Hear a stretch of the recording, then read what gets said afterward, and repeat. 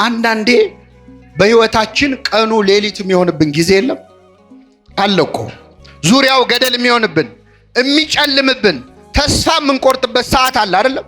ስለዚህ በጨለመብን ሰዓት ዙሪያው ገደል በሆነብን ሰዓት መምጣት ያለብን ወደ ማን ነው?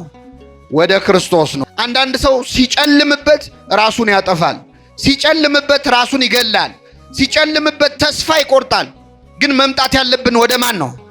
ወደ ክርስቶስ። የጨለመብን ሰዎች በጨለማችን ልክ ብርሃን እንዲሆን ከፈለግን ክርስቶስ ያለበት ጨለማ ቀን ነው። እግዚአብሔር በጨለመብን ልክ ሊያበራልን የሚቻለው አምላክ ነው።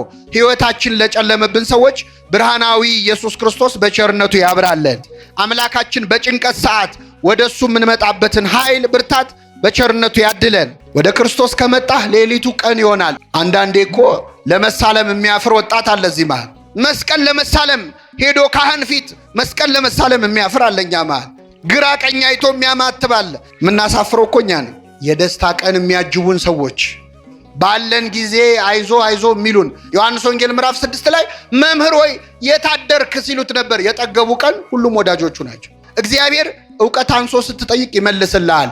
እምነት አንሶ ስትጠይቅ ግን ይገስጻል። ድሃውን ረግጠ ገብተ መቅደስ ገብተ ሻማ ብታበራ የድሃው እንባ ያበራኸውን ሻማ ያጠፋዋል ይላል። ቤተክርስቲያን በር ላይ ካሉት ነዳያን አንዱ ሆኖ ታገኙታላችሁ። በእምነታችን አፍረን ወደሱ ብንመጣም ማንነታችንን አውቀን እንድንሄድ ማድረግ ይችላል። ሁላችንም በቸርነቱ ያድርግልን። ዓይንን የሚያበራውን አምላክ ዓይኖቹን እንዴት ከደኑት? እጁን የሚፈውሰውን ጌታ ዮሴፍና ኒቆዲሞስ እንዴት ችለው እጁን አሰሩት? ሙታንን የምታስነሳ ሆይ አንተ ሞትክን እያሉ። የክርስቶስ ትምህርት እኮ ሁሉን ያስረሳል አይደል? በስመ አብ ወወልድ ወመንፈስ ቅዱስ አሐዱ አምላክ አሜን።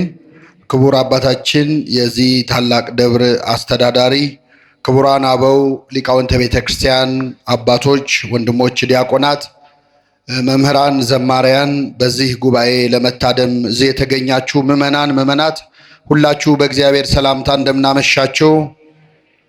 እንደምናመሻችሁ አሜን። ምሕረት ቸርነቱን አብዝቶ እስከዚህ ሰዓት ያደረሰን በዕድሜያችን ላይ የዛሬዋን ዕለት ይችን ሰዓት የጨመረልን ቅዱስ ቃሉን እንድንሰማ ስሙን እየጠራን እንድናመሰግነው በተቀደሰ አደባባዩ የሰበሰበን የአባቶቻችን አምላክ ልዑለ ባሕርይ እግዚአብሔር ስሙ የተመሰገነ ይሁን።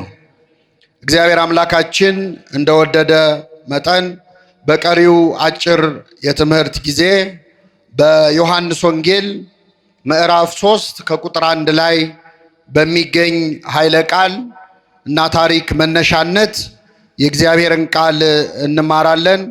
የትምህርታችን ርዕስ የሚሆነው የኒቆዲሞስ ክርስትና የሚል ይሆናል። እስኪ ከኔ ጋር በሉ፣ የኒቆዲሞስ ክርስትና።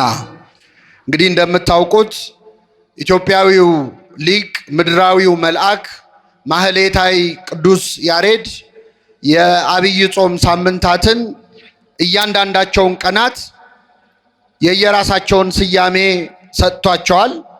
በዚህ ምክንያት አሁን ያለንበት ሳምንት ምን ተብሎ ነው የሚጠራው? ኒቆዲሞስ። እንግዲህ ከአብይ ጾም ሳምንታት በሰው ስም የተጠራ ስሙ ተጠቅሶ ማለት ነው። ከመጻጉዕ ውጪ በስም ተጠርቶ ሳምንት የተሰየመለት ክፍል በዚህ ሳምንት የምናከብረው ኒቆዲሞስ የተሰኘው ሳምንት ነውና በዚህ ወቅት በዚህ ሰሞን የሚነበበው የሚተረጎመው የዮሐንስ ወንጌል ምዕራፍ 3 ላይ ታሪኩ የተጠቀሰው ኒቆዲሞስ የተባለ ሰው ነው። ከፈሪሳውያን ወገን የአይሁድ አለቃ የሆነ ኒቆዲሞስ የሚባል አንድ ሰው ነበረ ይላል የዮሐንስ ወንጌል ምዕራፍ 3 ሲጀምር። በዚህ ምዕራፍ ላይ ስሙ የተጠቀሰው ኒቆዲሞስ እጅግ በጣም ታላቅ ጻድቅ ነው፣ ታላቅ ቅዱስ ነው። ቤተ ክርስቲያናችን ይህን ሳምንት በመሰየም ብቻ ሳይሆን በብዙ ነገሮች ውስጥ ኒቆዲሞስን ታስታውሰዋለች። ጥቂቶቹን ልንገራችሁ። ለምሳሌ ሁላችንም ወደ ቤተ ክርስቲያን ስንገባ ዝም ብለን አንገባም። በመጀመሪያ ምን እናደርጋለን? አትሳለሙ? እንሳለማለን። የቤተ ክርስቲያንም ውስጥ ገብተን ደግሞ የመቅደሱ ደጃፍ ጋር ስንደርስ በግንባራችን ተደፍተን የመቅደሱን ደጃፍ እንሳለማለን። ከዛ ግራውንና ቀኙን ምን እንላለን? እንስማለን አይደለም? አው ይህ ሥርዓተ ቤተ ክርስቲያን ነው። አስተውለን ከተሳለምን ትርጉም አለው። አንዳንዴ ዝም ብለን ነው አንዳንድ ነገር የምናደርገው፣ በልማድ ነው። ዝም ብሎ የሚሳለም ሰው ትርጉሙን ላያስበው ይችላል። እንደውም አንዳንዴ ተሳስታችሁ ወይ የምትሰሩበትን መስሪያ ቤት ወይ የምትማሩበትን ትምህርት ቤት ተሳልማችሁ አጣው ወይ ሆስፒታል ወይ ገራጅ ምናምን ተሳልመን እናውቃለን። ለምን? አስተውለን ስለማንሳለም ነው። ግን ከዚህ በኋላ እስቲ አስተውላችሁ ተሳለሙ። እግዚአብሔር ማስተዋሉን ያድለን። በመጀመሪያ በፊት ለፊት በግንባራችን ምን እንላለን? እንደፋለን። ተደፍተን ስንሳለም የክርስቶስን መቃብሩን ነው እየተሳለምን ያለን። ጌታ መቀበሩን የተገነዘበትን ቦታ ነው የምንሳለም። ከዛ ወደ ግራ ወደ ቀኝ ዞረን የምንስመው ዮሴፍንና ኒቆዲሞስን፣ ክርስቶስን የገነዙትን ሁለት ቅዱሳን ዕለት ዕለት ቤተክርስቲያን ገብተን ስንሳለም እናስታውሳቸዋል። ይህ አንደኛው። ሁለተኛው አባቶቻችን ካህናት ሲቀድሱ ሁልጊዜ ኒቆዲሞስን ያነሱታል። እንደምታውቁት ሰራዩ ካህን ዋናው ቄስ ሆነው የተሰየሙት ካህን አብረዋቸው ከሚቀድሱት ከንፍቁ ካህን ጋር ሆነው ቅዳሴ ሲያከናውኑ ቄሱ ምን ብለው ይጸልያሉ? ጌታዬ መድኃኒቴ ኢየሱስ ክርስቶስ ሆይ እኔንና ይህን ከኔ ጋር የሚራዳኝን ካህን ስጋህን እንደገነዙ እንደ ዮሴፍና እንደ ኒቆዲሞስ አድርገን ይላሉ። እንደ ዮሴፍና እንደማ። ስለዚህ ኒቆዲሞስን ቅዳሴ በቀደሰች ጊዜ ሁሉ ቤተክርስቲያን ስሙን ታነሳዋለች። አሁን ደግሞ እግዚአብሔር በሰላም ለብርሃነ ትንሣኤው ያድርሰን እንጂ ጠዋት ጠዋት ቅዳሴ ሲጀምር ሃሌሉያ ዮሴፍ ወኒቆዲሞስ ገነዝዎ ለኢየሱስ፣ ዮሴፍና ኒቆዲሞስ ኢየሱስን ገነዙት እያልን ነው ቅዳሴያችንን የምንጀምረው። ስለዚህ ኒቆዲሞስ ተራ ሰው አይደለም፣ ታላቅ ቅዱስ ነው። ምናልባት እዚህ መሃል ኒቆዲሞስን የምትዘክሩ ከሌላችሁ በእርግጠኝነት ብዙ ሰው ለዝክር አያስታውሰውም፣ ለበዓል አያስታውሰውም እንጂ በጣም ታላቅ ክቡር ነው። የምትወልዱ ሰዎችም ከዛሬ በኋላ ወንድ ልጅ ከሆነ ማን ማለት አለባችሁ? አቤት ኒቆዲሞስ አደራ መሰየም አለበት። ታላቅ ቅዱስ ነው፣ በረከቱን ያሳድርብን። ስለዚህ የኒቆዲሞስ ክርስትና በሚል የዚህን ቅዱስ አባት የዚህን ጻድቅ ታሪክ መነሻ አድርገን እንማራለን። ለአባቶቻችን ለነቢያት፣ ለአባቶቻችን ለሐዋርያት፣ ለሐዋርያውያን አበው፣ ለሊቃውንት በጉባኤያቸው ተገኝቶ ምስጢሩን ጥበቡን ገልጦ ያስተማረ አምላካችን እኛንም በቸርነቱ እንዲያስተምረን፣ እንዲመክረን፣ እንዲገስጸን የእርሱ ቅዱስ ፈቃድ ይሆንልን። ኒቆዲሞስን ምዕመናን የምናገኘው በዮሐንስ ወንጌል ላይ ብቻ ነው። ከአራቱ ወንጌላት መካከል ኒቆዲሞስ የሚለው ስም የተጻፈው በዮሐንስ ወንጌል ላይ በከበረው ነገረ መለኮታዊ ምስጢር በተጻፈበት በዮሐንስ ወንጌል ላይ ብቻ ነው የኒቆዲሞስ ስም ያለው። ኒቆዲሞስን ዮሐንስ 3 ጊዜ ስሙን አንስቶታል። የመጀመሪያው የዮሐንስ ወንጌል ምዕራፍ 3 ላይ ነው አሁን ያነበብነው። ሁለተኛው የዮሐንስ ወንጌል ምዕራፍ 7 ላይ፣ ሶስተኛው ደግሞ የዮሐንስ ወንጌል ምዕራፍ 19 ላይ። ኒቆዲሞስን ዮሐንስ ስንት ጊዜ ያነሳው? 3 ጊዜ ያነሳው። የመጀመሪያውን ላንብብላችሁ። ኒቆዲሞስ የሚባል የአይሁድ አለቃ የነበረ ከፈሪሳውያን ወገን የሆነ አንድ ሰው ነበረ፣ በሌሊትም ወደ ኢየሱስ መጥቶ ነበረ ይላል። ኒቆዲሞስ ምዕመናን የአይሁድ አለቃ ነው። አለቅነቱ በ3 ምክንያት ነው አለቃ የተባለው። የመጀመሪያው የመንግስት ባለስልጣን ነው። ኒቆዲሞስ በዚያን ዘመን የነበረው የአይሁድ ሸንጎ አባል የሆነ የምክር ቤት አባል የሆነ በዘመናችን ቋንቋ የፓርላማ አባል የሆነ የመንግስት ባለስልጣን ነው። ይህ ብቻ ግን አይደለም፣ ባለስልጣን ብቻ አይደለም፣ የተማረም ሰው ነው። በጣም በወቅቱ የነበረውን የኦሪት ትምህርት ጠንቅቆ የተማረ ምስጢር ያደላደለ ከጉባኤ የዋለ ሰው ነው። ስለዚህ ኒቆዲሞስ አንደኛ ባለስልጣን ነው፣ ሁለተኛ የተማረ ሰው ነው፣ ሶስተኛ ደግሞ ባለጸጋ ነው። በጣም ባለሀብት ነው። ብዙ ገንዘብ ያለው የሞላው የተረፈውን። እንግዲህ አንድ ሰው ላይ 3ቱም ነገሮች በአንድ ጊዜ ይገኛሉ። በጣም ያስቸግራል እኮ። አንዳንድ ሰው በጣም ሀብታም ሊሆን ይችላል፣ ግን የተማረ ላይሆን ይችላል። አንዳንድ ሰው የተማረ ሊሆን ይችላል፣ ግን ስልጣን አይኖረው። ብዙ ጊዜ እንደውም ስልጣን የተማረ ሰው አይወድም ይባላል። ከኔ ጋር ናችሁ? አዎ። አንዳንድ ሰዎች በጣም ይማሩና ስልጣን ላይ ሳሳ ይላሉ፣ ገንዘብ ላይ ሳሳ ይላሉ። አንዳንድ ሰዎች በጣም ስልጣን ይኖራቸውና ትምህርቱ ላይ ሳሳ ይላሉ። ኒቆዲሞስ ግን ሶስቱን አስተባብሮ የያዘ ሰው ነው። በሀብት ላይ ሹመት፣ በሹመት ላይ ዕውቀት፣ ትምህርት ያለው ሰው ነው። ግን ቤተክርስቲያናችን በዚህ ሳምንት ኒቆዲሞስን ስሙን የምታነሳው ሀብታም ስለሆነ አይደለም። ቤተክርስቲያን ገንዘብ ስላለው ስሙን አታነሳም። ሰው ስልጣን ስላለው ስሙን አታነሳም። ምሁር ስለሆነ ስሙን አታነሳም። ኒቆዲሞስን የምናስበው በሀብቱ፣ በእውቀቱ፣ በሹመቱ ሳይሆን በሌሊት ወደ ኢየሱስ መጥቶ ስለነበረ ነው። በሌሊት ወደ ማን መጥቶ ነበር? ወደ ኢየሱስ መጥቶ ነበር። ኒቆዲሞስን የምናከብረው ወደ ክርስቶስ ስለመጣ ነው። ብዙ ሀብታሞች አሉ፣ ብዙ ሹማምንት አሉ፣ ብዙ የተማሩ ሰዎች አሉ። ኒቆዲሞስ የሚለየው በሌሊት ወደ ክርስቶስ በመምጣቱ ነው። ገንዘብ ያላቸው ሰዎች ሌሊት ወዴት ነው የሚሄዱት? ምመና ሀብት ያላቸው ሰዎች ሌሊት የት ነው የሚያሳልፉት? ስልጣን ያላቸው ሰዎች ሌሊቱን ምን ሲያደርጉበት ነው የሚያድሩት? ሌሊት እኮ የኃጢአት ሰዓት ነው። ሰይጣን የሚሰለጥንበት፣ መናፍስት የሚፈነጩበት፣ ወንጀል የሚሰራበት፣ ደም የሚፈስበት፣ የሚሰከርበት፣ አመንዝራነት የሚፈጸምበት የክፋት ሰዓት ነው ሌሊት። ኒቆዲሞስ ግን በሌሊት ወደ ማን መጥቶ ነበር? ወደ ኢየሱስ መጥቶ ነበረ። እግዚአብሔር በሌሊት ወደ እሱ ለመምጣት ያብቃል። መሄጃ አጥቶ አይደለም፣ ገንዘብ አጥሮት አይደለም። አንዳንድ ሰው በሌሊት ወደ ኃጢአት መሄድ ይፈልግና ግን ገንዘብ የለውም። ቢኖረው ይሄን ነበር፣ ግን ይቸግረዋል።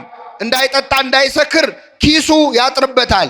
ኒቆዲሞስ ገንዘብ አለው፣ ሀብት አለው፣ ስልጣን አለው፣ ጠባቂዎች አሉት። በሌሊት ቢሄድ የሰላም ችግር የለበትም፣ የደህንነት ችግር የለበትም። ግን እሱ መርጦ የመጣው በሌሊት ወደ ማን ነው? ወደ ክርስቶስ ነው። ሰዓታት ቋሚ ነው ኒቆዲሞስ። ማህሌት ቋሚ ነው ኒቆዲሞስ። ኪዳን አድራሽ ነው ኒቆዲሞስ። እንቅልፉን ሰውቶ ከክርስቶስ ጋር የሚያሳልፍ ሰው ነው። አምላካችን እንዲህ ለማድረግ ሁላችንም በቸርነቱ ይርዳል። በሌሊት መምጣት ወደ እግዚአብሔር ትልቅ በረከት አለው። ከፈቃዴ እሰዋልሃለሁ ይላል ነቢየ እግዚአብሔር ዳዊት። ከምን እሰዋልሃለሁ? ዘእምፈቃደ፣ ከፈቃዴ እሰዋልሃለሁ። ሰው ቢተኛ ደስ ይለዋል። እንቅልፉን ትቶ እግዚአብሔር ፊት እንደመቆም ያለ ታላቅ ነገር የለም። ከነዋ ማሐኬት ነቅተን፣ ከኃጢአት እንቅልፍ ነቅተን እግዚአብሔር ፊት መቆም ትልቅ ጸጋ፣ ትልቅ በረከት አለ። ስለዚህ ኒቆዲሞስ በሌሊት ወደ ኢየሱስ መጥቶ ነበር ይላል። አምላካችን በሌሊት ወደ እርሱ እንድንመጣ በቸርነቱ ይርዳል። ይህ ብቻ ግን አይደለም ምእመናን፣ ሌሊት የተባለው ሰዓቱ ብቻ አይደለም።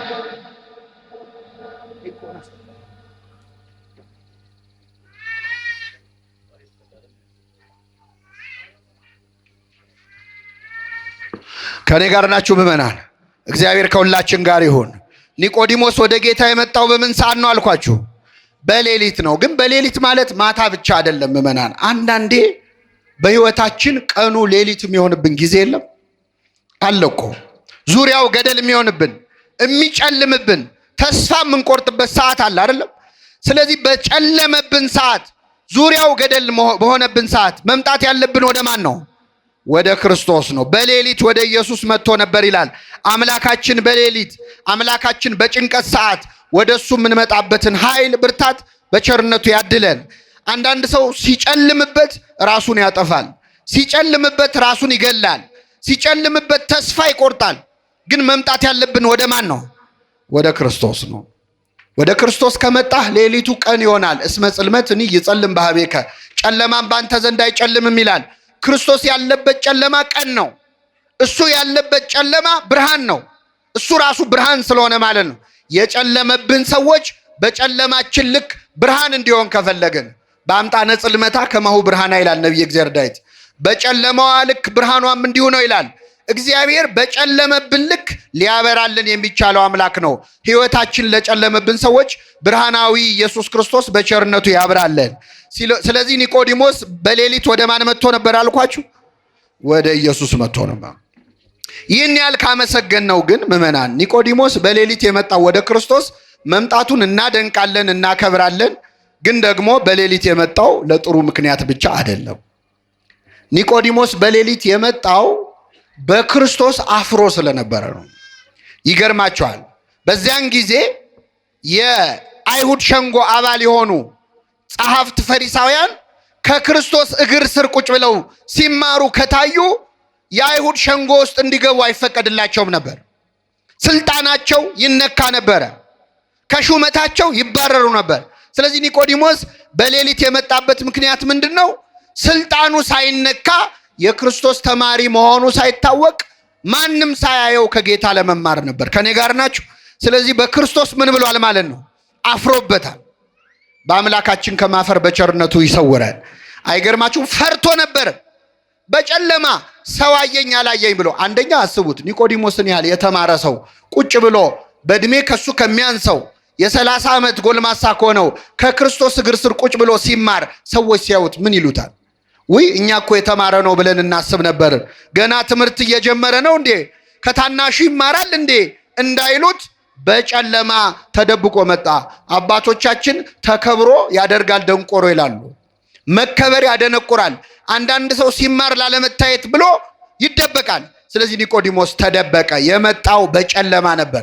አንዳንድ ሰዎች ስልጣን ላይ ያሉ ሰዎች ወደ እግዚአብሔር ቤት ሲመጡ ይፈራሉ።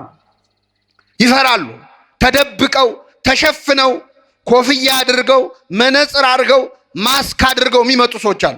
ለምን? አይ ለስልጣኔ ጥሩ አይደለም፣ እዚህ ቦታ ላይ ከታየው ለኔ ጥሩ አይደለም፣ የሚያበላሽብኝ ነገር አለ ይለዋል። አንዳንድ ሰዎች ንግድ ያላቸው ሀብት ያላቸው ሰዎች እንዲህ ያለ የቤተ ክርስቲያን አገልግሎት እንዲህ ያለ ጉባኤ አግዙ እርዱ ሲባሉ ገንዘብ እንሰጣለን ግን መነካካት አንፈልግም የሚሉ ሰዎች አሉ። ስራችንን ያበላሽብናል፣ ሃይማኖተኛ መስሎ መታየት አንፈልግም የሚሉ ሰዎች አሉ። በክርስቶስ የሚያፍሩ አሉ። ዕውቀት ያላቸው የተማሩ ሰዎች በዲግሪ ላይ ዲግሪ በፒኤችዲ ላይ ፒኤችዲ የደራረቡ ሰዎች እዚህ መጥቶ እግዚአብሔር እግር ስር ቁጭ ለማለት ትትና የሚጎላቸው ሰዎች አሉ። አረ ምንም ፒኤችዲ የማያስፈልገውም እኛ ራሳችን እኮ በክርስቶስ እናፍራለን። አናፍረም? አንዳንዴ እኮ ለመሳለም የሚያፍር ወጣት አለ እዚህ መሃል። ሰው ሳያየው ግራ ቀኝ አይቶ ይሳለማል። መስቀል ለመሳለም ሄዶ ካህን ፊት መስቀል ለመሳለም የሚያፍር አለኛ መሃል። ጸሎት አድርጎ ምግብ ለመብላት የምትሰሩበት ቦታ ምንሰራበት ቦታ ምናፍር ሰዎች አለ። ግራ ቀኝ አይቶ የሚያማትባል። አሁን እግዚአብሔር በእኛ ሳያፍር እኛ በእግዚአብሔር ማፈር ነበረም? ምናሳፍረው እኮ እኛ ነው። ለማማተብ የሚያፍር አለ። ማተብ አስሮ ለመታየት ነጠላ ለብሶ ለመሄድ። አሁን ወደዚህ ሲመጣ ከቢሮ ከሚሰራበት ቦታ ወይ ከትምህርት ቤት የት ነው የምትሄጂው የት ነው የምትሄደው ሲባል እዚህ ደርሼ መጣሁ የሚሉ ሰዎች አሉ። ነጠላቸውን አጣጥፎ ቦርሳ ውስጥ የሚደብቁ ማለት። ይሄ የኒቆዲሞስ ችግር ነው። በክርስቶስ አፈረበት። ወጣት ሆኖ እንደሚጾም እንደሚጸልይ እንደሚሰግድ ለመናገር የሚያፍራል። ጓደኞቹ ኋላ ቀር እንዳይሉት ሃይማኖተኛ እንዳይሉት። ድሮ ተማሪ ያለን ቤተክርስቲያን የምንሄድ ልጆች ወጨጌ የሚል ስም ነበራል። እየሰማችሁ ነው? ምን የሚል ወጨጌ? የፓትርያርኩ ስም ላይ ያለ አይደለ? ወጨጌ ዘመንበረ ተክለ ሃይማኖት እና ወጨጌ ነው ገሌ ይባል ነበረ። እና ያን ፍራቻ ብዙ ሰው ወደ ቤተክርስቲያን መምጣት ይፈራል። መንፈሳዊ ሆኖ መታየት ይፈራል። ክርስቶስን መምሰል የሚያሳፍርበት ጊዜ ነበረ። እንደዚህ አይነት እፍረት ያለብንን ሰዎች እግዚአብሔር በቸርነቱ ይርዳል። ኒቆዲሞስ በሌሊት እየፈራ እየተባ ሰው አየኝ አላየኝ እያለ ወደ ክርስቶስ መጣና ምን አለው መሰላችሁ? መምህር ሆይ አንተ የምታደርገውን ተአምር እግዚአብሔር ከእርሱ ጋር ካለ በቀር ማንም ሊሰራ እንደማይችል ከእግዚአብሔር ዘንድ መምህር ሆነህ እንደመጣህ እናውቃለን አለው። ክርስቶስን አደነቀው። ዮሐንስ ወንጌል ምዕራፍ 2 ላይ አሳና እንጀራ ውሃውን ወደ ወይን ለውጦ በቃና ዘገሊላ መመገቡ፣ ድውይ መፈወሱ፣ አጋንንትን መገሰጹን ሰምቷል ኒቆዲሞስ። ስለዚህ ምን አለ? መምህር ሆይ አንተ የምታደርገውን ተአምር እግዚአብሔር ከእርሱ ጋር ከሆነ ሰው በቀር ማንም ሊያደርግ እንደማይችል ከእግዚአብሔር ዘንድ መምህር ሆነ ተልከህ እንደመጣ እንደኔ የአይሁድ መምህር የሆንከው በትምህርት ቤት አይደለም እግዚአብሔር ልኮህ እንደሆነ እናውቃለን አለው። ይህን ጊዜ ክርስቶስ ምን መለሰለት መሰላችሁ? ሰው ዳግመኛ ካልተወለደ በቀር የእግዚአብሔርን መንግስት ምን አይልም? አያያትም። አይወርስም ሳይሆን ምን አይላትም? ሊያይ አይችልም አለ። ኒቆዲሞስ ባለጸጋ ነኝ ብሎ ነው የመጣው። የተማርኩ ነኝ ብሎ ነው የመጣው። ባለስልጣን ነኝ ብሎ ነው የመጣው። ኧረ ገና አልተወለድክም፣ ልትወለድ ያስፈልጋል አለው ክርስቶስ። ገና መወለድ ያስፈልጋል። እኔን መምህር ሆይ ስላልክ እንዳንተ ያለ የለም ስላልከኝ አይደለም የምትድነው። መንግስተ ሰማያትን የምትወርሰው ድጋሚ ስትወለድ ነው። ሰው ድጋሚ ካልተወለደ በቀር የእግዚአብሔር መንግስት ምን አይልም አያያትም አለው። ይህን ጊዜ ኒቆዲሞስ ጠየቀ፣ እንዴ ሰው እንዴት ከሸመገለ በኋላ ድጋሚ ሊወለድ ይችላል ወይ? ወደ እናቱ ማህፀን እንዴት ድጋሚ ገብቶ ድጋሚ ይወጣል? ድጋሚ መወለድ ማለት ምን ማለት ነው አለ። ትክክለኛ ጥያቄ ነው። ክርስቶስ መለሰለት። በትክክል ስንጠይቅ ይመልሳል እግዚአብሔር። ስለዚህ መለሰለት። ምን አለው? ሰው ዳግመኛ ከውሃና ከመንፈስ ካልተወለደ በቀር የእግዚአብሔር መንግስት አያያትም። ከምንና ከምን? ከውሃና ከመንፈስ ብሎ ተረጎመው። ከውሃና ከመንፈስ፣ ከአብራ ከመንፈስ ቅዱስ ከማህፀነ ዮርዳኖስ ብላ ተርጉመዋለች ቤተክርስቲያናችን። መንፈስ ቅዱስን እንደ ወንድ፣ ውሃውን ደግሞ እንደ ሴት አድርጋ እንደ ማህፀን አድርጋ ከአብራ ከመንፈስ ቅዱስ ከማህፀነ ዮርዳኖስ ድጋሚ ካልተወለደ ወይም ካልተጠመቀ የእግዚአብሔር መንግስት ምን አይልም አያያትም። ክርስቶስ ምስጢረ ጥምቀትን ነው የነገረው። ከኔ ጋር ናችሁ ምዕመናን? አሁን ዝም ብዬ ነው እንጂ የምተርክላችሁ። በነገራችን ላይ እዚህ ቁጭ ብላችሁ የምትሰሙ ሁላችሁም በህይወታችሁ ለመጀመሪያ ጊዜ የሰማችሁት ወንጌል አሁን ያነበብኩትን ነው። መቼ መሰላችሁ? ስትጠመቁ በ40ና በ80 ቀን ክርስትና ስንነሳ የሚነበበው ወንጌል ዮሐንስ ወንጌል ምዕራፍ 3 ከቁጥር 1 ጀምሮ ያለው ነው። ሰው ዳግመኛ ከውሃና ከመንፈስ ካልተወለደ የእግዚአብሔር መንግስት ምን አይልም። ትዝ አላችሁ? ክርስትና ስትነሱ አልሰማችሁትም? ለነገሩ የዛን ቀን ቢዚ ነበራችሁ ጡት እየጠባችሁ። ሁላችንም ግን ስጋችን ባይሰማው ምናችን ይሰማዋል? ነፍሳችን ይሰማዋል። ሰው ዳግመኛ ካልተወለደ ወይም ካልተጠመቀ የእግዚአብሔር መንግስት ምን አይልም አይወርስም አለው። ይህን ጊዜ ኒቆዲሞስ ጠየቀ። ከኔ ጋር በሉ፣ ይህ እንዴት ሊሆን ይችላል? ቅድማውን ሰው እንዴት ድጋሚ ይወለዳል አለ። ትክክለኛ ጥያቄ ነው፣ ክርስቶስ መለሰለት። ሁለተኛው ጥያቄ ግን እንዴት ሊሆን ይችላል? የቅድሙ ጥያቄ ከእውቀት ማነስ የተጠየቀ ነው። የአሁኑ ጥያቄ ግን ከእምነት ማነስ የተጠየቀ ነው። እግዚአብሔር እውቀት አንሶን ስንጠይቅ ይመልስልናል። እምነት አንሶን ስንጠይቅ ግን ይገስጸናል። አሁንም በቤታችን የጠየቀችው ከእውቀት ነው። ወንድ ስለማላውቅ ይህ እንዴት ይሆናል አለች። እንዴት ያለ ወንድ እንዴት ይወለዳል? ትክክለኛ ጥያቄ ነው። መንፈስ ቅዱስ ይጸልልሻል፣ የልዑል ኃይልም ያድርብሻል ስትባል እንደ ቃል ይደረግልኝ ብላ ተቀበለች። ኒቆዲሞስ ግን ክርክር ነው የያዘው። ለዚህ ነው እመቤታችንን እንደ ዘካርያስ ሳትጠራጠሪ እንደ ኒቆዲሞስ ሳትከራከሪ ያመንሽ ብፅዕት ነሽ እንላታለን። ኒቆዲሞስ ክርክር ነው የገባው። እግዚአብሔር እውቀት አንሶ ስትጠይቅ ይመልስልሃል፣ እምነት አንሶ ስትጠይቅ ግን ይገስጻል። ስለዚህ ክርስቶስ ገሰጸው ኒቆዲሞስን። ምን ብሎ ገሰጸው መሰላችሁ? አንተ የአይሁድ መምህር ስትሆን ይህንን አታውቅም አለው።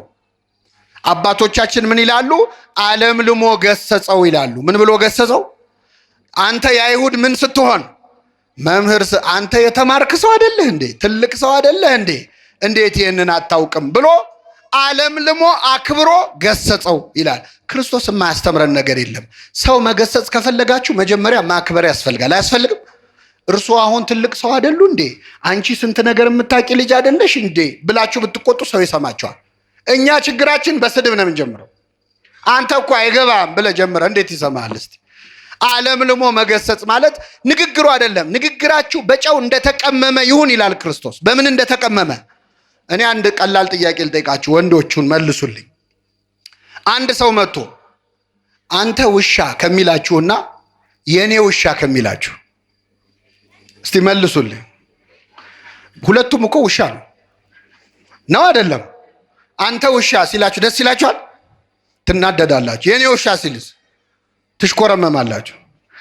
ግን ውሻ እኮ ነው ሁለቱም።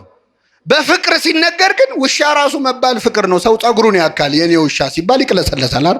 እህቶቻችን አሁን ጫማ ሰሪ ቤት ሄዳችሁ ጫማ ሰሪው ጫማው ጠቦሻል ከሚልሽና እግርሽ ትልቅ ነው ከሚልሽ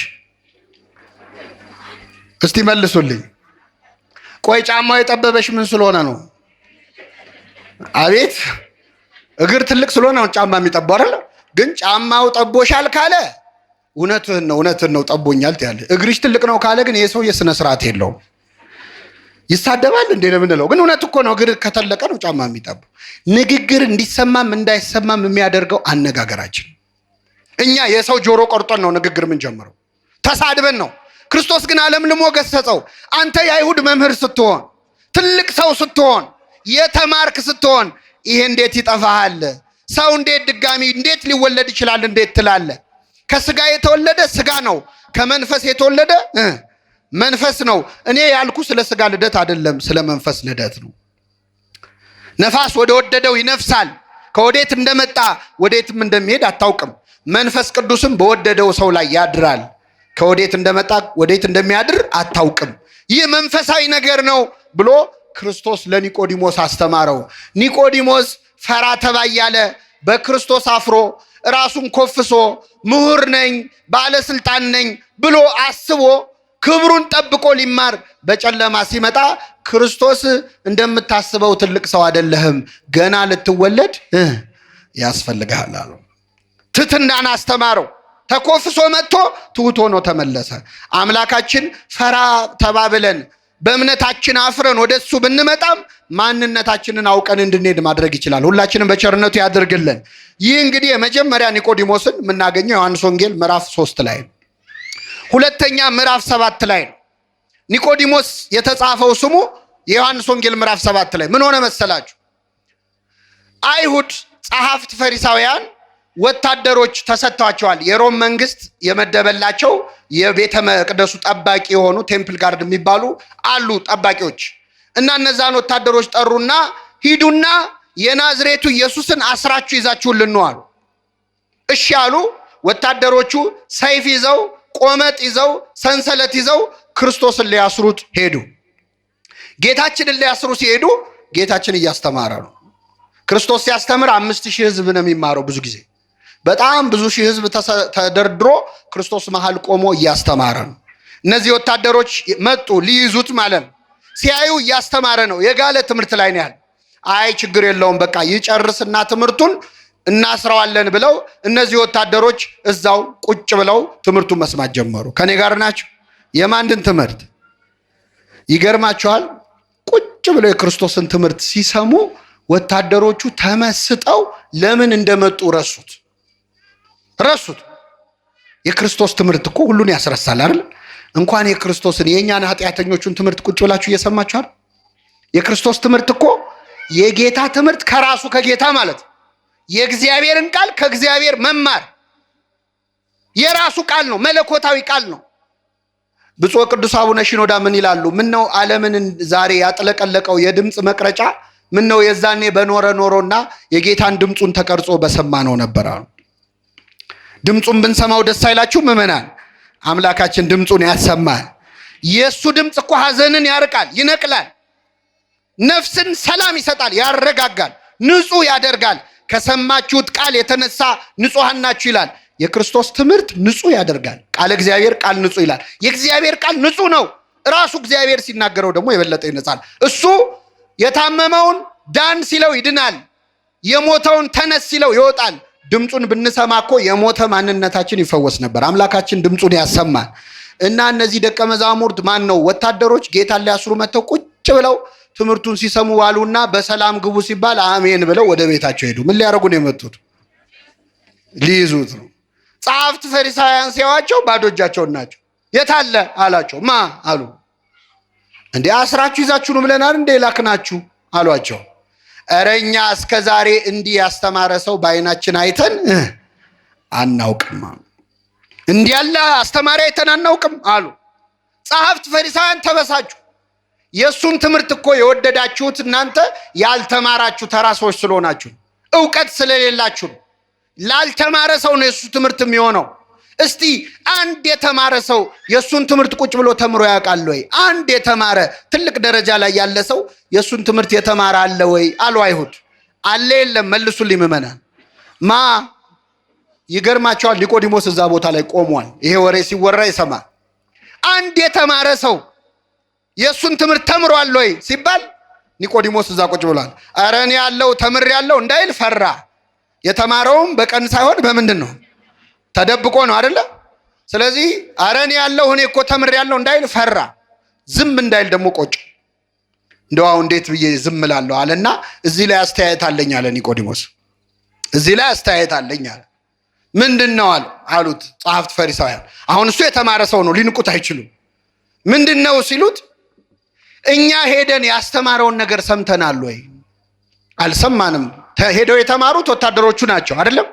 እኛ የተናገረውን ሳንሰማ ያስተማረውን ሳናውቅ በሱ ላይ እንፈርድ ዘንድ ሕጋችን ይፈቅዳል ወይ አለ ሲል አይሁድ አሁን አንተ ዝም በል ምን ታውቃለህ እንዳይሉት የተማረ ሰው ነው አይደለ? በቃ እስቲ ሕጉ ምን እንደሚል ወደ ቤታችን ሄደን እንመርምር አሉ። ስብሰባው ተበተነ ይላል። ከኔ ጋር ናችሁ? ምኑ ተበተነ? ኒቆዲሞስ ደፍሮ ስለ ክርስቶስ መመስከር ቢያቅተውም ቢያንስ በክርስቶስ ላይ ያመፀውን ስብሰባ ምን አደረገው? በተነው። ይኸውላችሁ ምዕመናን፣ እንደው መልስ መስጠት ቢያቅታችሁ ስብሰባ መበተን ያቅታችኋል? አንዳንዴ አሁን የምትሰሩበት መስሪያ ቤት ሰዎች ስለ ቤተ ክርስቲያን የማይሆን ነገር አይናገሩም? ስለ ተዋህዶ ሃይማኖት፣ ስለ እመቤታችን፣ ስለ ቤተ ክርስቲያን፣ ስለ ክርስቶስ የማይሆን ቃል ይናገራሉ። ሲናገሩ ከቻላችሁ ደፍራችሁ መልስ ስጡ። መልስ መስጠት ካቃታችሁ ግን ቢያንስ ስብሰባውን መበተን አያቅታችሁ። እንዴ ይሄ የሥራ ቦታ እኮ ነው ማለት አይቻልም? የድርጅቱ ደንብ አይፈቅድም ማለት አትችሉም? አዎ በሕጉ መሰረት አሁን ያለነው የሥራ ቦታ ነው እንከባበር ብሎ ስብሰባ መበተንም አንድ ችሎታ ነው። ኒቆዲሞስ በተነው። አሁን እምነቱ ትንሽ እየጨመረ አልመጣም? ምዕመናን መጥቷል። ቅድም በክርስቶስ አፍሮ ነበር። ክርስቲያን ሆኖ መታየት አስፈርቶት ነበር። አሁን ግን ደፍሮ መመስከር ባይችልም ፈራ ተባ እያለ ቢያንስ ስብሰባውን በተነው ማለት ነው። አምላካችን በስሙ ላይ የሚነሳ አመፅን የምንበትንበትን ኃይል ለሁላችን ያድለን። ኒቆዲሞስ ወጣኒ ነበር፣ ጀማሪ ነበር። መጀመሪያ በእምነቱ የሚያፍር ክርስቲያን ነበር። ቀስ ብሎ ግን ፈራ ተባ እያለ ለእምነቱ ለመመስከር ሞከረ። ኒቆዲሞስ ከወጣኒነት ወደ ማዕከላዊነት፣ ከማዕከላዊነት ወደ ፍጹምነት ደርሷል። ወደ ፍጹምነት የደረሰው መች መሰላቸው? ዮሐንስ ወንጌል ምዕራፍ 19 ላይ ነው። ጌታችን መድኃኒታችን ኢየሱስ ክርስቶስ በተሰቀለበትና በሞተበት ዕለት ኒቆዲሞስ እንደ ሌላው ቀን ሳይፈራ በሌሊት ልምጣ ሳይል ፈራ ተባ ሳይል ስለ ክርስቶስ በአደባባይ የመሰከረው ክርስቶስ በሞተበት ዕለት ነው። ጌታችን መድኃኒታችን ኢየሱስ ክርስቶስ በተሰቀለ በ3 ሰዓት ነው የሞተው። በስንት ሰዓት? በነገራችን ላይ በታሪክ መስቀል ላይ ተሰቅሎ በ3 ሰዓት የሞተ ሰው የለም። መስቀል ላይ የሚሰቀሉ ሰዎች እስከ 5-6 ቀን ሁሉ ይቆያሉ፣ አልሞት ይላሉ። እና እንዲሞቱ የተፈለገው ያን ቀን ሰንበት ስለነበር አጽማቸውን መቅበር ስለማይቻል መጡና በግራና በቀኝ የተሰቀሉትን ወንበዴዎች እግራቸውን ሰበሯቸው። እግር የሰበሩን ለምንድን ነው? መስቀል ላይ የተሰቀሉ ሰዎች በእግራቸው ከፍ ብለው ነው የሚተነፍሱት። እግራቸው ከተሰበረ መተንፈስ አይችሉም፣ ይሞታል። ክርስቶስን ግን ሲያዩት ወዲያውኑ ሞተው ነበር በ3 ሰዓት። ለምንድን ነው ክርስቶስ ወዲያው የሞተው? ከዛ በፊት 6666 ጊዜ ምን ብሏል? ተገርፏል። አጥንቱ እስከሚታይ ተገርፏል። በሾለ የአይሁድ መግረፊያ እኮ የሮማውያን መግረፊያ አጥንት፣ የሾለ አጥንት አለው፣ እሾህ አለው፣ ብረት አለው፣ የብረት ቁርጥራጮች አሉ። እላዩ ላይ ሲያርፍ ስጋውን እየነጨ ነው የሚነሳ። አንዳንዴ ሲገርፉት ስጋውን ይነጭና በጣም ብዙ ስጋ መግረፊያው ላይ ስለሚኖር መጀመሪያ መግረፊያውን አራግፈው ነው ድጋሚ የሚገርፉት። አምላካችን እንደዛ ተገርፎ በዛ ላይ ስቃዩን ለመቀነስ እንኳን አልፈለገም። አይሁድ ሮማውያን ሰው ሲቸነክሩ ሚስማር ከመቸንከራቸው በፊት መቼስ ትንሽ ሰብአዊነት ስላላቸው ሰውየው በጣም እንዳያመው ወይን ጠጅ ያጠጡታል፣ እንዲሰክር ማለት ነው። ከሰከረ ህመሙ ትንሽ ምን አይለው አይሰማውም። ክርስቶስ ሊያጠጡ ሲል ወይን ተፋው ነው የሚለው። ስለኛ የሚቀበለውን መከራ መቀነስ አይፈልግም። እያንዳንዱን ህመም መታመን ፈልጓል ለኛ። ስለዚህ ተፋው። ሐሞት ነው የጠጣው እንጂ ወይኑን ግን ተፋው ነው የሚለው። ወይነ ዘያስኦዝዝ ይላል። የሚያደነዝዝ ወይን አልፈልግም፣ ተፋው። ስለዚህ ክርስቶስ በዛ ሁሉ ስቃይ ላይ ሆኖ በ3 ሰዓቱ ሞተ። ክርስቶስ በተሰቀለ ሰዓት ሐዋርያቱ በዛ አልነበሩ ከዮሐንስ በስተቀር። አንደኛው ሐዋርያ በ30 ብር ሸጠው፣ ሌላኛው 3 ጊዜ ካደው፣ ሌሎቹ እግሬ አውጪኝ ብለው ጠፉ። ዘመድ አልነበረውም ክርስቶስ ዓርብ ዕለት። ባለቅኔው ምን አሉ? አልቦ ዘመድ ጊዜ ተዋርዶ ወይ ከውን ባይደ ጊዜ ተዋርዶ ዘመድ። በመዋረድ ቀን በሉ እስኪ ዘመድ የለም። አዎ በክፉ ቀን ዘመድ አለ። የደስታ ቀን የሚያጅቡን ሰዎች ባለን ጊዜ አይዞ አይዞ የሚሉን ክርስቶስ አሳና እንጀራ ባበረከተ ጊዜ እኮ ዘመዱ ብዙ ነበር አይደል? ያን አሳና እንጀራ እየበሉ እንደውም ጭራሽ ሲጠፋባቸው መምህር ሆይ የት ሄደህ ጠፋ እያሉ እኮ ሲፈልጉት ዋሉ ይላል ዮሐንስ ወንጌል ምዕራፍ 6 ላይ መምህር ሆይ የት አደርክ ሲሉት ነበር። የጠገቡ ቀን ሁሉም ወዳጆቹ ናቸው።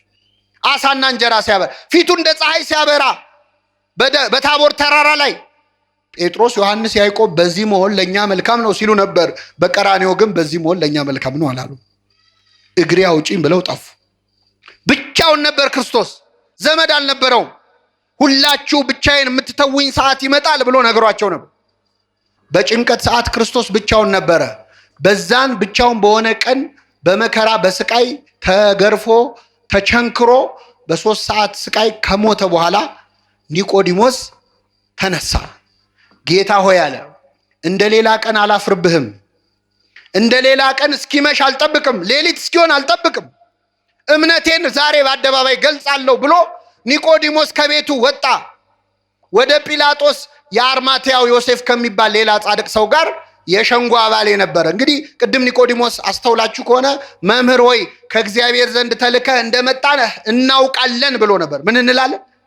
ስለዚህ እንደሱ እንደ ኒቆዲሞስ ያመኑ ሌሎችም የአይሁድ ሰዎች አሉ፣ ባለስልጣናት አሉ። ስለዚህ መምህር ሆይ መምህር ሆነህ ተልከህ እንደመጣህ እናውቃለን ስላለ ዮሴፍ ዘአርማትያና ኒቆዲሞስ ሄደው ጲላጦስ ጋር ቀረቡ። የኢየሱስን ስጋ ለመኑት ይላል። እስኪ ከኔ ጋር በሉ፣ የኢየሱስን ስጋ ምን አሉት? ለመኑት። የኢየሱስን ስጋ ለመለመን ያብቃል። ማንን የለመኑት? ጲላጦስን። አሁን እዚህ መሃል እኔ ንስሐ አባቴ ገላምጡኛል፣ በደንብ አይንከባከቡኝም፣ እኔ እሳቸውን መለማመጥ ሰለቸኝ ብሎ ከስጋው ደግሞ የሚርቅ ሰው አለ። ለክርስቶስ ስጋና ደም ምዕመናን አይደለም ካህን ቀርቶ ጲላጦስም ይለመናል። እኛ እንኳን የምንለምነው ካህናቱንም አለ ራሱን ክርስቶስ ነው። ስጋህን ደምህን ለሕይወት እቀበል ዘንድ ስጠኝ እያለን የምንለምነው አምላካችን ስጋውን ደሙን ለሁላችን ይስጠን። የኢየሱስን ስጋ ለመኑት። ለስጋህ ለደምህ አብቃኝ ብላችሁ ለምኑ። ኒቆዲሞሳዊ ጸሎት ማለት ይሄን ስጠን ለመኑት። ጲላጦስ ደብዳቤ ጽፎ ፈቀደላቸው። ዮሴፍና ኒቆዲሞስ ወደ ክርስቶስ ወደ ተሰቀለበት ቦታ ሄደው ከመስቀሉ አወረዱት ይላል። እንዴት አይነት ክብር ነው ምዕመናን! ከመስቀሉ አወረዱት። ኒቆዲሞስ ያመነው በሰላም ቀን አይደለም፣ በክርስቶስ ያመነው በሞተበት ቀን ነው። ቀና ብሎ አይቶ ይታዘበኛል እንኳን በማይልበት ቀን፣ በሞተበት ቀን በክርስቶስ አመነ። የጌታን ስጋ ገነዙት። ምን አይነት ክብር ነው የክርስቶስን ስጋ መገነዝ ምዕመናን! እንዴት ችለው ገነዙት? አይኑን እንዴት ከደኑት? እሱ አይን የሚያበራው አምላክ ነው አይደለም? አይንን የሚያበራውን አምላክ አይኖቹን እንዴት ከደኑት? እጁ የሰለለችን ሰው እጁን የሚፈውሰውን ጌታ ዮሴፍና ኒቆዲሞስ እንዴት ችለው እጁን አሰሩት? እያለቀሱ ሞትከኑ መንሥኤሆሙ ለሙታን፣ ሙታንን የምታስነሳ ሆይ አንተ ሞትክን እያሉ፣ ደከምከኑ መጽንዔሆሙ ለድኩማን፣ ደካሞችን የምታጸና ሆይ አንተ ደከምክን እያሉ እያለቀሱ ገነዙት። ስጋውን አጠቡት። ይህን ጊዜ ራሱ እግዚአብሔር ገሰጻቸው በመላእክቱ ይላል፣ የእኛ በመለኮቱ ይላል ትርጓሜያችን። ምን ብሎ ገሰጻቸው? ለምን እንደ ተራ ሰው እያለቀሳችሁ ትገንዙታላችሁ? እያመሰገናችሁ ገንዙት ተብለው ጸሎት ተሰጣቸው። አሁን ዛሬ ኦሪየንታል ኦርቶዶክሱም ምስራቁም ምዕራቡም ሁሉም የሚጸልየው ጸሎት አለ። ቅዱስ እግዚአብሔር በሉ እስኪ፣ ቅዱስ ኃያል፣ ቅዱስ ሕያው፣ የማይሞት ይህንን ጸሎት እየጸለዩ ማለት ነው። ቅዱስ እግዚአብሔር፣ ቅዱስ ኃያል፣ ቅዱስ ሕያው ዘኢይመውት እያሉ ዮሴፍና ኒቆዲሞስ ክርስቶስን ገነዙት። ውድ ሽቱ አመጣ ዮሴፍ። ማን ነው? ኒቆዲሞስ። በጣም ውድ ሽቱ። ገንዘቤ ለክርስቶስ ካልሆነ ለማን ይሆናል ብሎ እስከ ዛሬ ሲፈራ ሲተባ ነበር። አሁን ስልጣኔም ገደል ይግባ ሀብቴም ገደል ይግባ ከክርስቶስ አይበልጥም ብሎ ውድ ሽቱ አምጥተው፣ ያቺ ሴት የ300 ዲናር ሽቱ በጌታ እግር ስር አፍሳል ነበር። ዮሴፍ ደግሞ ኒቆዲሞስ ደግሞ ከሞተ በኋላ አምጥቶ በክርስቶስ ፊት ሽቱ አፈሰሰለት። አጠቡት እያለቀሱ። እመቤታችን በዚህ በግብረ ሕማማት ላይ ታመሰግናቸዋለች ዮሴፍና ኒቆዲሞስ። ሐዋርያት ጥለው በሸሹበት ቀን ክርስቶስን አጥበው የገነዙ የአምላክን ሥጋ ያከበሩ ካህናት ዮሴፍና ኒቆዲሞስ ናቸው። አሁን የትንሣኤ ሰሞን ሃሌሉያ ዮሴፍ ወኒቆዲሞስ ገነዝዎ ለኢየሱስ በሰንዱናት። ዮሴፍና ኒቆዲሞስ ኢየሱስን በሰንዱናት ገነዙት፣ ግን በሦስተኛው ቀን ደግሞ ተነሳ እያልን እንዘምርላቸዋለን። ትልቅ ቅዱሳን ናቸው። በመከራ ቀን ሃይማኖትን መግለጽ እንዴት ያለ ነው! በሰላም ጊዜ በሌሊት መጣ ኒቆዲሞስ፣ በሰላም ጊዜ ፈራ ተባለ። የመከራ ቀን ግን ሞት ቢመጣ ይምጣብኝ ብሎ ሃይማኖቱን ገለጸ። በክፉ ቀን እምነታችንን ለመግለጽ እግዚአብሔር በቸርነቱ ይርዳል። ሰው የሚክደው እኮ በመከራ ቀን ነው አይደለም? ነው አይደለም? አሁን እዚህ ጉባኤ እየተማርን አድርገውና እንደው የሆነ አደጋ ጣዮች መጥተው ቤተክርስቲያኑን ከበው አንድ ሰው ከዚህ እንዳይወጣ እንገላቸዋለን ቢሉ አይዟችሁ ቁጭ በሉ እዚሁ ብላችሁ ትቀመጣላችሁ? እኔም ካልኩ ነው። እኔ ጉባኤ ብለው ጠርተው ነው ምንም አውቀው ነገር የለም ልል ይችላል። ሁሉ ጻድቅ በጊዜ ርቱ ይላሉ አባቶቻችን። በሰላም ጊዜ ሁሉም ጻድቅ ነው አይደለም? ነው አይደለም? እንግዳ ባይኖር ሁሉም ሴት፣ ዝናብ ባይኖር ሁሉም ቤት ይባላል። ሁሉም ቤት እኮ ዝናብ ከሌለ ያፈሳል። ማፍሰሱ የሚታወቀው መቼ ነው? ሁሏም ሴት እንግዳ ካልመጣ እኮ ባለሙያ ነች አይደለም? እንግዳ ሲመጣ ነው ጉዱ የሚወጣው። መከራ ሲመጣ ነው ክርስትና እኮ የሚታወቀው። አልክድም ያሉ ክደዋል እኮ። አልክድህም ጌታ ሆይ ያሉ ክደዋል። አላውቅም ብለዋል። ወአዲ ኢታውቀ ለነ ከመምንተ ንከውን። ወንድሞች ሆይ ዛሬ የእግዚአብሔር ልጆች ነን፣ ነገ ምን እንደምንሆን ገና አልተገለጠም። ቆመን በመሰከርንበት እንክደው ይሆን? የሚያውቀው ማን ነው? እግዚአብሔር ነው። እና ሁሉም ሐዋርያ በሸሹበት ሰዓት ኒቆዲሞስ የለም ጌታ ሆይ ዛሬማ አልሸሽም፣ ብሞትም ካንተ ጋር ልሙት ብሎ ክርስቶስን ገንዘው ቅዱስ እግዚአብሔር ቅዱስ ኃያል ብለው ሥጋውን ተሳልመው በክብር ገነዙት። እንዴት አይነት ጸጋ ነው! ዮሴፍና ኒቆዲሞስ ያገኙትን ክብር ለማግኘት ያብቃል። ከፈለጋችሁ ይላል ቅዱስ ዮሐንስ አፈወርቅ፣ እኔ በዛ ዘመን ብኖር እኮ ክርስቶስን አጥቤ ገንዘው ነበረ፣ ክርስቶስን አለብሰው ነበር ካላችሁ ችግር የለውም፣ አሁንም ትችላላችሁ። ወጣ በሉና ክርስቶስ ድሃ ሆኖ ነዳይ ሆኖ እርቃኑን ብርድ ሲመታው ታገኙታላችሁ። ሂዱና አለብሱት። ሄደ ድሃውን ካለበሳችሁ ማን እንዳለበሳችሁ ነው? ክርስቶስ። ቅዱስ ኤፍሬም ሶርያዊ በሶርያ ከተማ በሌሊት ይወጣና ከተማዩን እየዞረ የሞተ ድሃ ካለ ይፈልጋል። ሬሳ ሲያገኝ ይገንዘዋል። ይገንዘውና ሲመለስ ዛሬ ክርስቶስን ገነዝኩት ይላል። ዛሬ ጌታዬን አለበስኩት። ለነዳያን ካረግነው ለማን እንዳረግነው ነው የሚቆጠረው? ለክርስቶስ እንዳረግነው ነው የሚቆጠረው። አሁን እኛ በር ላይ ጥለን መተን እኮ ነዳያን እየለመኑን ገብተን ቤተክርስቲያን ውስጥ ጧፍ እናበራለን፣ ሻማ እናበራለን። ድሃውን ረግጠ ገብተ መቅደስ ገብተ ሻማ ብታበራ የድሃው እንባ ያበራኸውን ሻማ ያጠፋዋል ይላል። ያጠፋዋል። ድሃውን ረግጠ ከሄድክ ማለት ክርስቶስ በድሃ ውስጥ አለ የለም? አዎ። አባ ቢሾይ የተባለ አባት ያደረገውን ልንገራችሁ። አባ ቢሾይ የመጣ የሄደውን ሰው እግር ያጥብ ነበረ። ስራው በቃ እግር ማጠብ ነው። ከኔ ጋር ናችሁ ምዕመናን? ጉድጓድ አለችው። እኔ እግዚአብሔር ፈቅዶልኝ ተሳልም ያለው እናንተንም ለመሳለም ያብቃችሁ። ያቺ ጉድጓድ አለች አሁንም ግብፅ ውስጥ እና ጉድጓድ ውስጥ ያጥባል። አጥቦ ሲጨርስ የእንግዳውን እግር ይስማል አይደለም? አሁን ቀረ እንጂ እኮ ድሮ ባህላችን እንደዚህ ነው። እግር ይታጠባል፣ ከዛ ምን ይላል? ይሳማል። ከዛ አንድ ቀን እግር አጥቦ የሚስመው ቢሾይ አንድ ቀን እግር አጠበና የሆነን ሰውዬ እግሩን ሳመው። ከኔ ጋር ናችሁ? እግሩን ሲስመው እግሩ ላይ በሚስማር የተበሳ ነገር አየ። እግሩ ተቸንክሯል። ማን ነው ማለት ነው? ቀና ብሎ ሲያየው ክርስቶስ ነው።